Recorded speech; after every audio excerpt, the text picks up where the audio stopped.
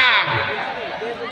এই অর্থনীতি সুদভিত্তিক অর্থনীতি, পুঁজিবাদী অর্থনীতি, শিল্পপতি, এরা মাসেল ম্যান, এরা মানিক ম্যান, এরা দেশের রাজনীতি কন্ট্রোল করে, টাকা দিয়ে নমিনেশন কিনে, এরা মিডিয়া কন্ট্রোল করে, এরা প্রশাসন কন্ট্রোল করে, এরা অর্থনীতি কন্ট্রোল করে।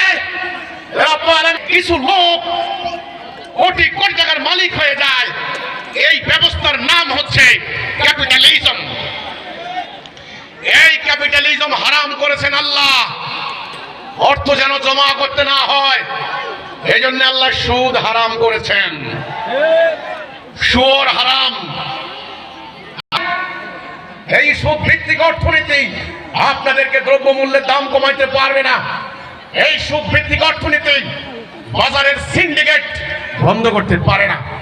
আমার কৃষক, এখানে কৃষি কাজ করেন কে কে একটু দাঁড়ান।